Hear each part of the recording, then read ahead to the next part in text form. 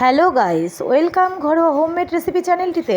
তো তোমরা দেখতেই পাচ্ছ এখানে একটা ম্যাগির প্যাকেট দেখানো হচ্ছে। তার মানে আমি ম্যাগিই করছি। হ্যাঁ, এটা ঠিক, আমি ম্যাগিই করছি। তবে সেদ্ধ না করে যে ম্যাগি এভাবেও করা যায় তোমরা দেখলেই অবাক হয়ে যাবে। একবার বাড়িতে ট্রাই করে খেও, দেখো বুঝতেই পারবে না এটা আগে থেকে সেদ্ধ না করে ম্যাগিটা এইভাবেই করা রয়েছে।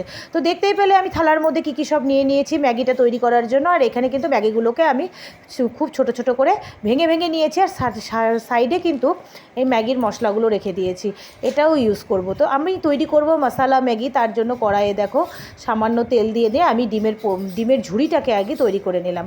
তারপরে ডিমের ঝুড়ি তৈরি হয়ে গেলে আরেকটু তেল নিয়ে কড়াইটাকে কিন্তু ভালো করে তাতাতে হবে। তাতিয়ে নিয়ে আমি খানিকটা আদা ওর মধ্যে দিয়ে দিলাম, আর পেঁয়াজ আর লঙ্কা কুচি।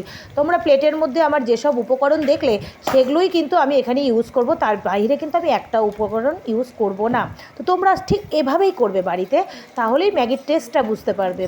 তো যাই হোক, চলো রান্নায় ফিরে যাই।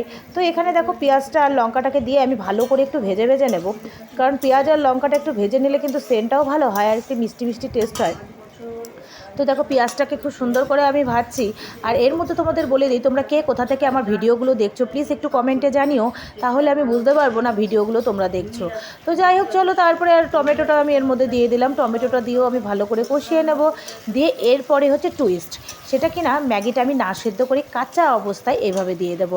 দিয়ে একটু ভালো করে তেলের সাথে নাড়িয়ে চাড়িয়ে নিয়ে কষিয়ে নিয়ে তারপরে কিন্তু পরিমাণ মতন জল দেবো। হ্যাঁ, ম্যাগিতে পরিমাণ মতন জল না দিলে কিন্তু ম্যাগিটা একদম টোটালি সেদ্ধ হয়ে যাবে, তখন আর না তোমরা নাড়তে পারবে আর কি, আর না খেতে ভালো লাগবে।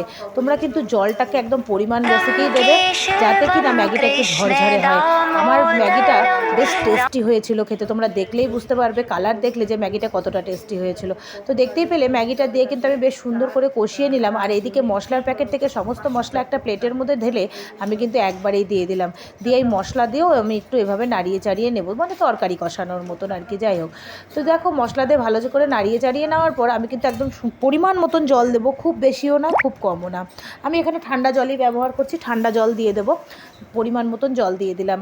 দিয়ে দেখো এখন ম্যাগিটাকে আমি একটু সেদ্ধ হতে বসিয়ে দেবো। আমি কিন্তু এখানে ঢেকে দিয়েছিলাম, তোমরা এখানে ঢাকবে না, ম্যাগি এমনিতেই সেদ্ধ হয়ে যায়, না ঢেকেই ম্যাগিটাকে রান্না করবে।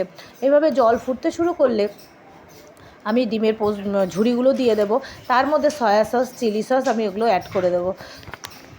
তো দেখো জলের পরিমাণটা আমি ঠিকঠাক করে দেওয়াতে আমার ম্যাগিগুলো কিন্তু একদম বেশ ঝরঝরে হয়েছে, আর খেতেও বেশ টেস্টি হয়েছিল। এরপরে আমি ডিমের এই ঝুড়িগুলো দিয়ে দিলাম, দিয়ে আরেকটু ভালো করে নামিয়ে নেব, মানে বেশ কষিয়ে নামিয়ে নেব।